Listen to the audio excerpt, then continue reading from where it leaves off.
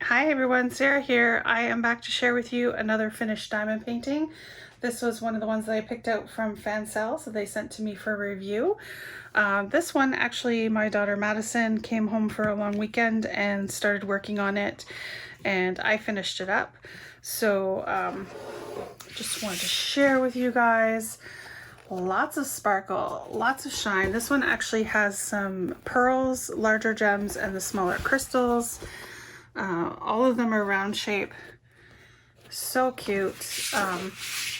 The colors and everything are really great, and it looks really great finished, but I would have to say that the quality of the gems as you're working on them with the light pad, you can see the ones that are missing the silver finish on the bottom that keeps them from being see-through, which really is not an issue on this painting. Once they're down, because the dots underneath are the same color, there really was no issues, but there was a lot of trash to pick through to try and find, and at some point I had to use some of the not so great ones, but they still look good. But I would have to say, like, that was the biggest complaint with this one. Madison and I both agree the quality was not good. Some of the colors were good, they were great, but some of the other colors not so good. Lots of extras though, but again, the ones that had really, really bad quality, they were all bad quality. So whatever's left over is still bad quality. And I guess that's kind of like a hit or miss type of situation. Really, you don't know if you're going to get one with bad drills or not. But the finished product, when it's done, still looks really, really great. I think it is so pretty. I love the big yellow pearls in there. And the one thing Madison said is she really likes touching it.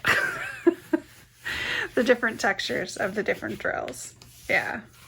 The only thing I would say is that the entire canvas is sticky, and there still is space in between where there are no drills. So this is one that if it's not going in a frame behind glass, I would say it's best to seal it, because otherwise you're going to have lots of dust and, in my case, cat hair sticking to those sticky parts. As you can see, like, my finger's sticking to it.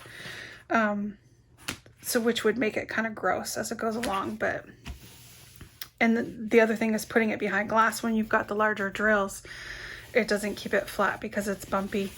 So probably one that I would try and put a sealer on if I'm going to use the magnetic bars. But really, really pretty, great colors, super awesome full special drill. All right.